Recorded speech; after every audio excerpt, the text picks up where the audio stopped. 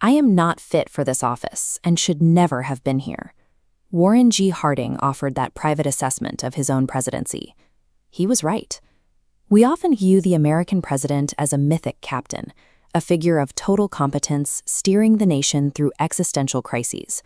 But the Constitution provides no mechanism to prevent voters from handing that wheel to someone apathetic, unqualified, or corrupt. When leadership fails at this level, the consequences endure for generations. These presidencies follow three specific patterns of failure, archetypes that pushed the nation toward collapse. The first archetype is the bystander. We usually judge leaders by what they do, but a deliberate refusal to act can be just as destructive as a bad policy. By 1857, the nation was splitting over slavery. James Buchanan chose to watch from the sidelines, insisting the federal government had no authority to stop states from seceding. He deferred the crisis to the Supreme Court, even pressuring justices to deliver the Dred Scott decision.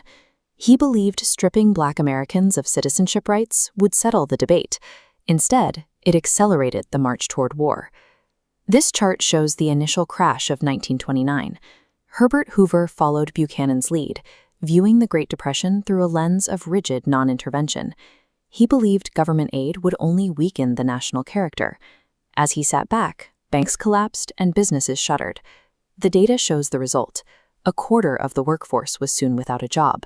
Millions fell into poverty, lining up for blocks just to receive a basic meal.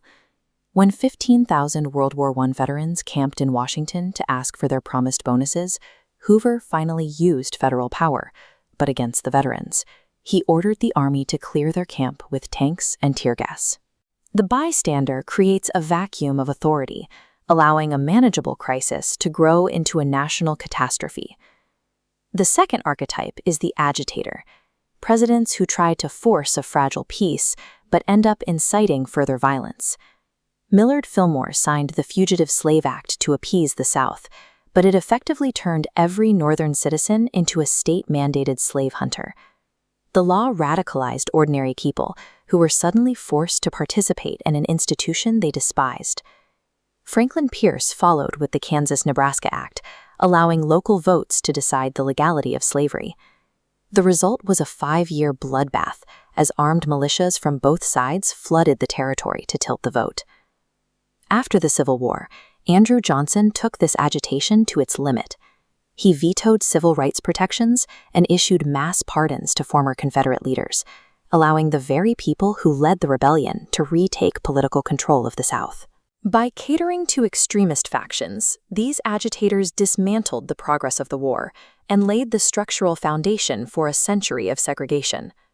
The final archetype is the abuser, leaders who use the office to target citizens, reward cronies, or serve their own ego. Woodrow Wilson used the Espionage Act to jail over 2,000 Americans for criticizing the military or the flag. Abroad, he insisted on the Treaty of Versailles, which punished Germany so harshly it created the economic desperation that led to World War II. George W. Bush mirrored this domestic overreach with the Patriot Act, expanding federal surveillance to allow the government to monitor U.S. citizens without a warrant. At the same time, the administration's response to Hurricane Katrina left thousands stranded on rooftops for days, showcasing a failure of basic federal service. Economic abuse appeared under Benjamin Harrison, whose massive tariff hikes collapsed foreign trade and bankrupted the agricultural sector, all while he exhausted the federal surplus. And Warren G. Harding filled his cabinet with friends who embezzled millions intended for wounded veterans and accepted bribes to lease out federal oil reserves at Teapot Dome. The abusers replaced public service with federal exploitation, changing the very nature of how the government relates to its citizens. The damage of a failed presidency does not end at the inauguration of a successor. We still live with the fallout today.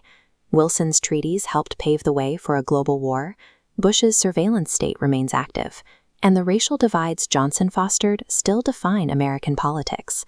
Harding's legacy was perhaps the most enduring. His corruption dissolved the public's inherent trust in their own government. But a loss of trust can be a democratic necessity. The survival of the country depends on moving past the myth of the steady hand and maintaining a permanent, vigilant skepticism toward anyone who holds the office.